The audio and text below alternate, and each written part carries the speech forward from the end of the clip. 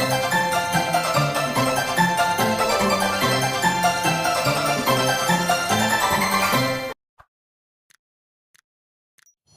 हिंद बच्चों, आप सभी का अपने YouTube चैनल नमो भारत टीचमेंट में हार्दिक स्वागत और अभिनंदन है। तो दोस्तों, कल की क्लास में हम सब क्वेश्चन नंबर 11 तक पूरा कंप्लीट कर लिए थे एक्सरसाइज 1.3 के। तो आज हम क्वेश्चन नंबर 12 देखेंगे। आइए देखिए क्वेश्चन नंबर 12 क्या है। ये कह रहा है कि मान लीजिए कि एफ फलन इस प्रकार है कि x से y में परिभाषित है। ठीक है, एक उत्क्रमणीय फलन है, मतलब f जो है एक व्युत्क्रमणीय फलन है, ये क्वेश्चन में बोला है। फिर कह रहा है सिद्ध कीजिए कि f इनवर्स x का प्रतिलोम फलन f है। ये हमको बताना है कि f इनवर्स का प्रतिलोम फलन f है। अर्थात हम कह सकते हैं कि f इनवर्स का इनवर्स मतलब प्रतिलोम फलन, मतलब इनवर्स का प्रतिलोम फलन किसके बराबर है, f के बराबर है। ये चीज़ हमको यहाँ पर सिद्ध करनी है। ठीक है, तो आइए इसको देखें कैसे सिद्ध करते हैं। सबसे पहले आप क्या करेंगे, हमको दिया क्या है उसी से हम यहाँ पर काम चलाएंगे। ठीक है, क्या दिया है कि f एक व्युत्क्रमणीय फलन है। ठीक है, अगर कोई फलन व्युत्क्रमणीय है, ठीक है, तो उसका प्रतिलोम फलन है, ये तो क्लियर है। अगर कोई फलन व्युत्क्रमणीय है तो उसका प्रतिलोम फलन होना ही होना है, ये तो पता ही होगा। तो हम यहाँ पर लिखेंगे कि यदि दिया है, यदि f एक व्युत्क्रमणीय फलन है, f एक व्युत्क्रमणीय फलन है, तो माना f फलन का, मतलब ऐसे मान लेते हैं, माना f फलन का प्रतिलोम फलन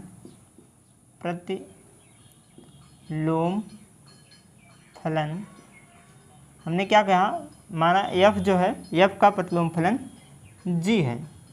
ठीक है, क्यों हमने माना f का प्रतिलोम फलन हमने g क्यों माना, क्योंकि क्वेश्चन में बोला है कि f एक व्युत्क्रमणीय फलन है।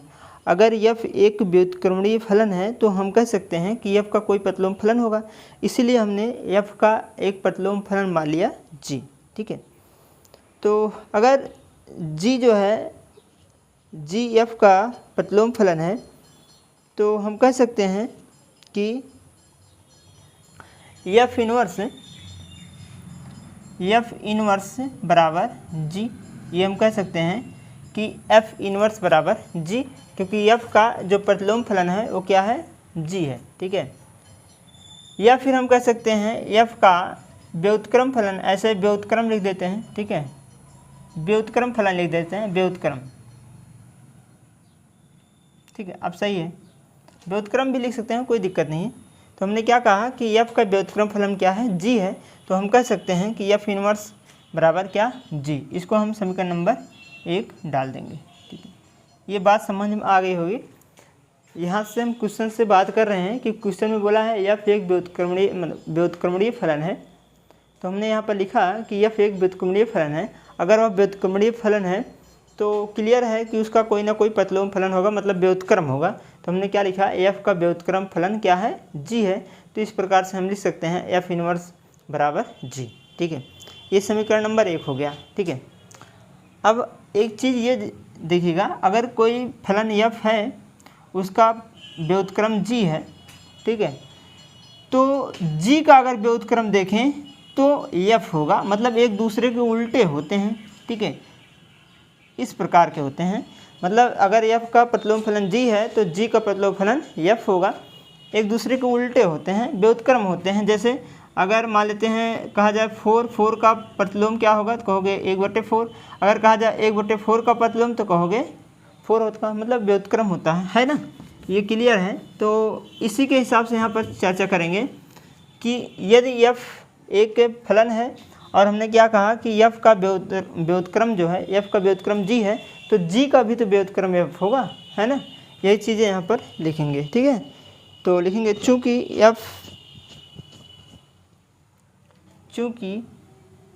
जी एफ का व्युत्क्रम फलन है ना, व्युत्क्रम फलन है।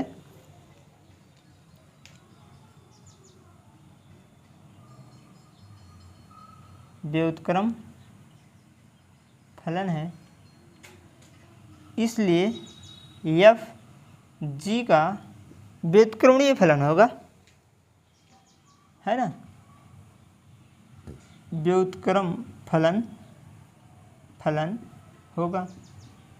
ठीक है, अतः हम कह सकते हैं, अतः एफ इनवर्स या ये एक मिनट जी इनवर्स, ये जी इनवर्स बराबर होगा एफ के।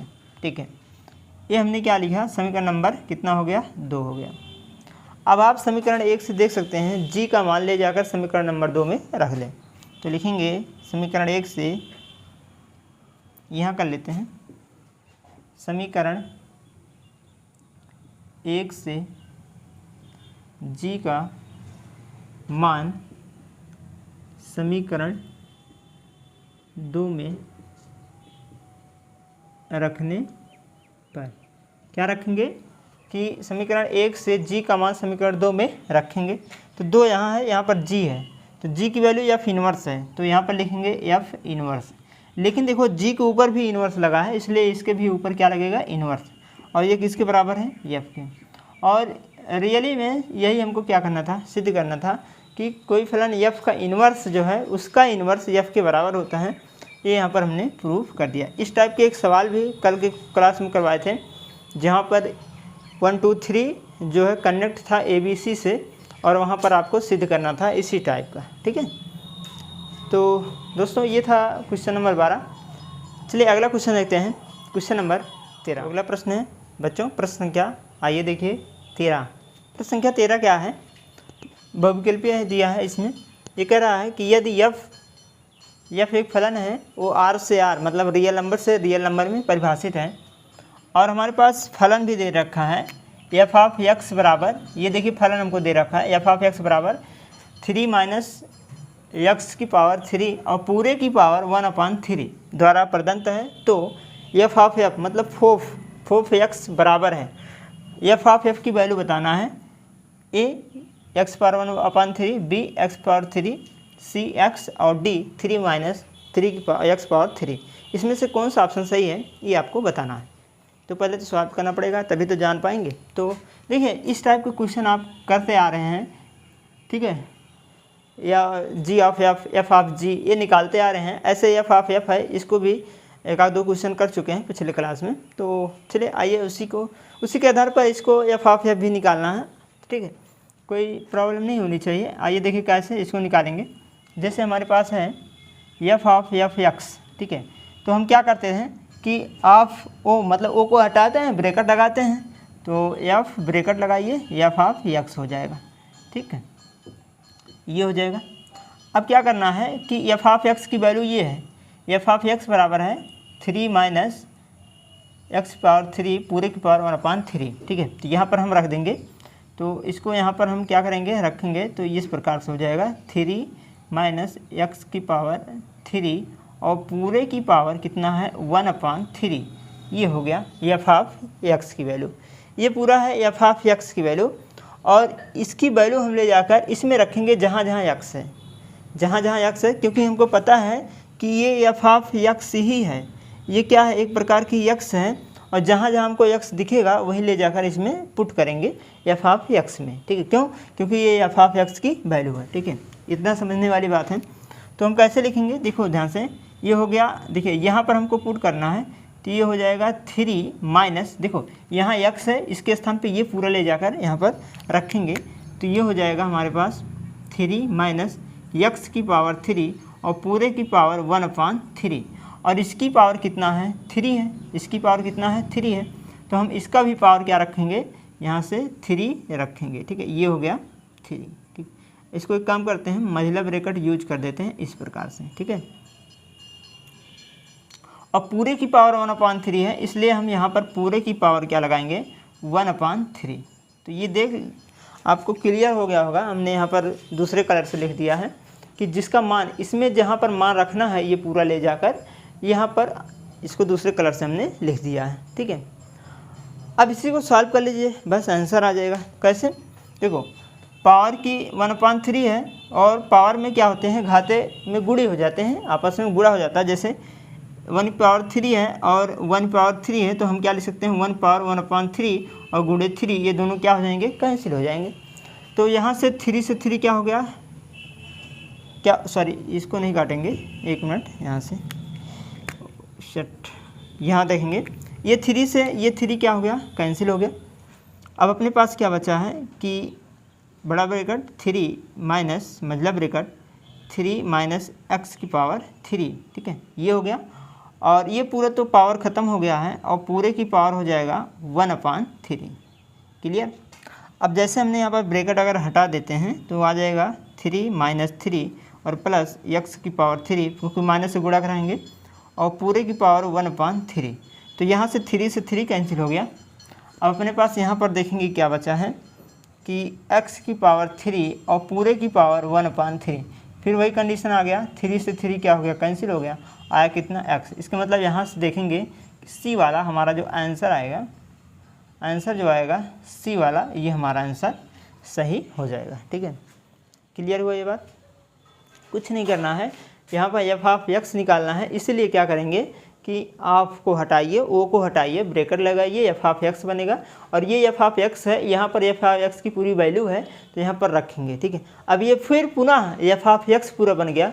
अब ये f(x) ये पूरा x की वैल्यू है, ले जाकर इस टर्म में रखेंगे, तो यहाँ पर रखेंगे इस प्रकार से और इसको हम सॉल्व कर देंगे। तो यस हमारा क्या आ जाएगा, आंसर आ जाएगा, ठीक है। तो ये था क्वेश्चन नंबर 13। चलिए अगला आप क्वेश्चन देखते हैं, क्वेश्चन नंबर 14। तो अगला प्रश्न है दोस्तों प्रश्न संख्या 14। आइए देखिए प्रश्न संख्या 14 क्या है। ये भी बहुविकल्पीय के ऑप्शन पर ही है। जैसे अगर हम मान लीजिए कि f(x) बराबर है 4x बटे 3x प्लस 4, ठीक है। ये हमारे पास f(x) दिया है, ठीक है। द्वारा परिभाषित एक फलन f सच दैट इस प्रकार है कि r real number -4/3 minus r मतलब रियल नंबर है। f का प्रतिलोम अर्थात प्रतिचित्रण g परिसर f मतलब f इस प्रकार है कि r -4/3 निम्नलिखित में से प्राप्त होगा, ठीक है। हमारे पास 4 ऑप्शन दे रखा है। g(y) बराबर 3x बटे 3 माइनस 4y। दूसरा ऑप्शन है gy बराबर 4y बटे 4 माइनस 3y। तीसरा ऑप्शन है gy बराबर 4y/3 माइनस 4y। डी वाला ऑप्शन है g(y) बराबर 3y/4 माइनस 3y, ठीक है। 4 ऑप्शन दे रखे हैं, चारों में से बताना कौन सा सही है। तो पहले सॉल्व भी करना पड़ेगा। चलो और देखो कैसे सॉल्व करेंगे, क्योंकि यहाँ पर हमको क्या बताना है कि g(y) बताना है और g(y) क्या होता है, प्रतिलोम फलन होता है। इसका मतलब ये हुआ हमको क्या निकालना है, प्रतिलोम फलन निकालना है, ठीक है। तो आइए हम क्या निकालेंगे, प्रतिलोम फलन निकालेंगे। और आपको पता है प्रतिलोम फलन कैसे निकालते हैं। सबसे पहले मानते हैं कि माना f(x) बराबर किसके, y के, ठीक है। f(x) y के बराबर है तो यहाँ पर ले जाकर रख दो, फलन है, ठीक है। तो फलन हमारे पास क्या है, f(x) बराबर है 4x बटे 3x प्लस 4, ये फलन है।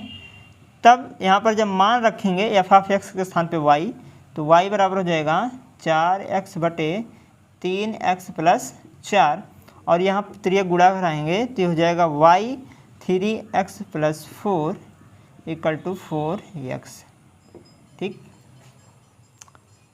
इतना क्लियर हो गया। अब हम क्या करेंगे, गुणा करा लेंगे y गुणा 3y में, तो 3xy हो गया। 3 गुणा 4 y गुणा 4 में करेंगे तो ये हो जाएगा 4y और ये हो जाएगा 4x। हमको यहाँ से क्या करना है, केवल x का मान निकालना है और वही x की वैल्यू हमारी क्या होती है, प्रतिलोम फलन होती है। अब यहाँ से क्या करेंगे, x को पक्षांतर कर लीजिए, x को एक तरफ कर लो तो x वाला इधर आएगा, तो यहाँ है 3xy माइनस 4x हो जाएगा और 4y उधर जाएगा तो 4y माइनस में इधर हो जाएगा, ठीक। यहाँ से x कॉमन दिख रहा है तो हम क्या करेंगे, x कॉमन निकालेंगे तो 3y माइनस 4 आ जाएगा और बराबर यहाँ क्या बचेगा, माइनस का 4y। इन गुणे में इधर आएगा भाग बनेगा तो x बराबर हो जाएगा माइनस 4y और पूरे का बटा 3y माइनस में 4। अब ये चीज़ देख लीजिए, ये हमारे पास क्या है, प्रतिलोम फलन है g ऑफ y, यही तो है g ऑफ y जिसे हम प्रतिलोम फलन बोलते हैं या फिर इनवर्स बोलते हैं। अब ये देखिए किस ऑप्शन में मिल रहा है, किसी ऑप्शन में है -4/y, माइनस तो कहीं दिख नहीं रहा, इसलिए हम नीचे माइनस कॉमन निकाल कर उसको हटा देंगे काट कर। देखिए तो ये हो जाएगा x बराबर -4y बटे, नीचे हमने जैसे -4 कॉमन लिया, सॉरी माइनस कॉमन निकालेंगे तो ये हो जाएगा 4 + 3y, क्या हो जाएगा 4 + 3y। अब यहाँ से माइनस माइनस हट जाएगा तो आएगा x बराबर 4y और बटे में 4 + 3y। ठीक, अब देखो ऑप्शन कहीं मिल रहा है 4y बटे 4 + 3y। यहाँ से आप देख सकते हैं सी वाला आपको, सॉरी यहाँ से कौन सा ऑप्शन दिख रहा है आपको, 4y बटे 3 - 4y। हाँ, ये यहाँ माइनस बन जाएगा ना, जब कॉमन निकालेंगे ये माइनस बन जाएगा। ठीक है, हमने गलत कर दिया, यहाँ पर क्या बन जाएगा, माइनस बन जाएगा। ठीक, अब देखो यहाँ बी वाला हमारा ऑप्शन दिख रहा है ना, 4y बटे 4 - 3y, 4y बटे 4 - 3y, इसके मतलब ये बी वाला हमारा ऑप्शन क्या होगा, सही हो जाएगा। ठीक है, तो यहाँ से आप देखेंगे तो शायद ये बी वाला हमारा ऑप्शन क्या होगा, सही होगा। ठीक है, ठीक है, तो यही x हमारा क्या होता है, g ऑफ y होता है, तो लिखेंगे g ऑफ y बराबर 4y/4 - 3y। ठीक, यही आपको ज्ञात करना था और यहाँ पर आंसर जो रहेगा वो कौन सा रहेगा, बी वाला हमारा ऑप्शन सही होगा। ठीक है, अब यहाँ पर ये जो हमको दे रखा है इससे ज़्यादा मतलब नहीं है। ठीक है, बस हमको क्या करना था, यहाँ से देखकर ये चीज़ हमको क्या पूछा है, प्रतिलोम फलन पूछा है, इसलिए हमने यहाँ से डायरेक्ट प्रतिलोम फलन निकाल लिया और यहाँ से ऑप्शन में चूज करके यहाँ पर आंसर ले लिया। ठीक है, तो दोस्तों इस प्रकार से हम एक्सरसाइज 1.3 के क्वेश्चन नंबर 14 तक पूरा कंप्लीट कर दिए। 1.3 में कुल मिलाकर 14 क्वेश्चन थे, यहाँ पर हमने आज क्लास में पूरा 14 क्वेश्चन कंप्लीट होता है। तो कल की क्लास में द्विघात्री जो है फलन, मतलब जो है एक्सरसाइज 1.4 के उदाहरण को चर्चा करेंगे कल की क्लास में। तो आज क्लास बस यहीं तक। अगर ये क्लास आपको अच्छा लगा हो तो प्लीज़ लाइक करें, सब्सक्राइब करें, शेयर करें और कमेंट में ज़रूर बताएं आपको क्लास कैसा लगा। तो जय हिंद दोस्तों, धन्यवाद।